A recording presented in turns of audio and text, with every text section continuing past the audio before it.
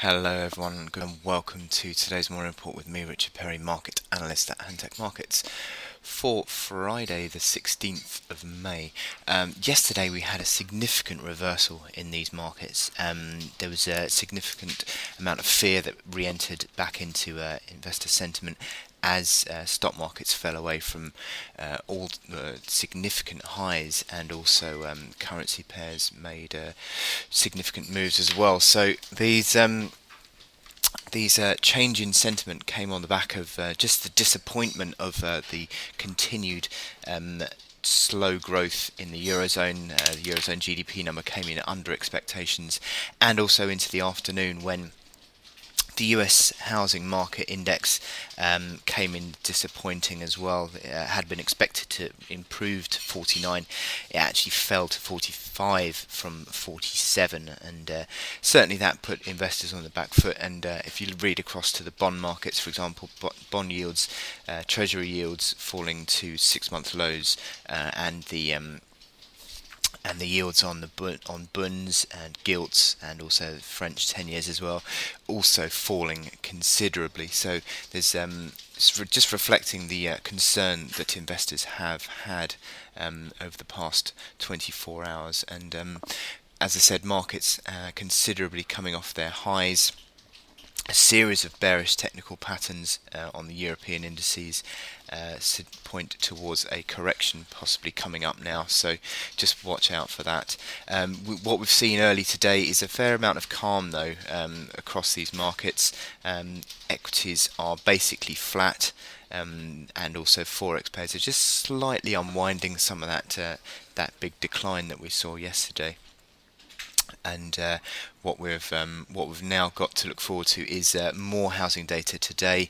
We've got the US building permits and housing starts this afternoon for the states, and also Michigan confidence or investors sentiment there.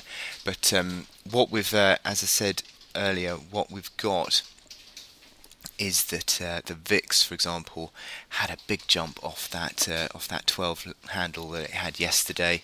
It's broken back above 13, so a significant increase in volatility.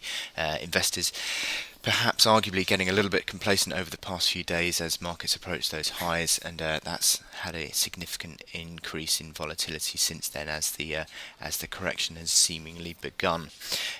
Dollar index as well had a bit of a reversal in the afternoon of yesterday as that US housing data disappointed, and markets begun to currency pairs began to recover some of the early losses. As I said, we've got this housing data for the states. So you've got the US building permits, that is forecast to come in at 1.01 million, up slightly from the 990,000 that we had last month. Then also at 1:30 you've got the housing starts as well. Housing starts forecast to come in at 980,000, up from 946, but certainly there'll be a concern that on these numbers, if that housing index market data is any sort of an indication of the releases today. Also this afternoon at 2:45 UK time, we've got the US University of Michigan sentiment indicator as well.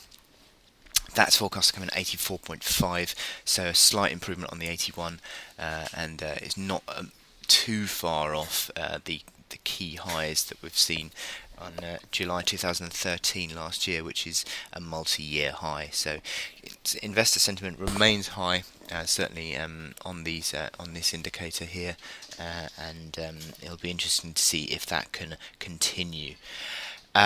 My chance of the day today is the DAX. And the DAX has had, as I said, a significant reversal.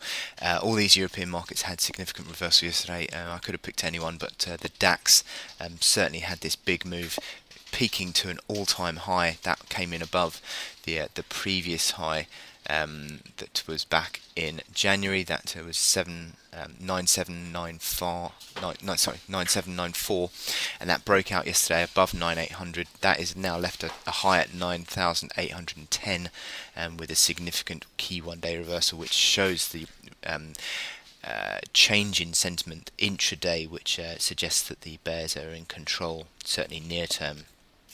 The interesting thing on the daily chart is actually unwound back to the support of around 9,630, which had capped the upside throughout this trading range period here. So it pretty much hit bang on there and formed support. So that is an indication near term. If that starts to break down, that would be certainly a suggestion that we're going to be continuing back down, possibly even towards the lows of this trading band around 9,400.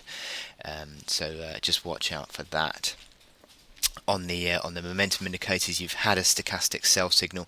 It is now close to confirming that sell signal. If it goes back below the 80 line, then you would suggest that confirmation has been seen, and that is certainly not a good near-term indicator. Intraday, here we go, a bit more zoomed in. We've got 9,630, which is basically the support area. It's pretty much playing around with that now. 9,645 is where we're currently trading.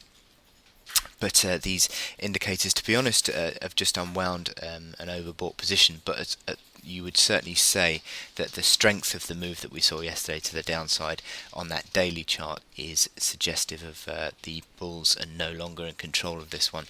I've marked in here the resistance that comes in at the at that breakdown at around 9,709, and I think that could cap any sort of rally that we see. And if that is the case, then I think that would certainly be a sell signal that if we do see a rally today on the DAX that fails to break decisively back above that 9,709 level, I think then that is a sell signal.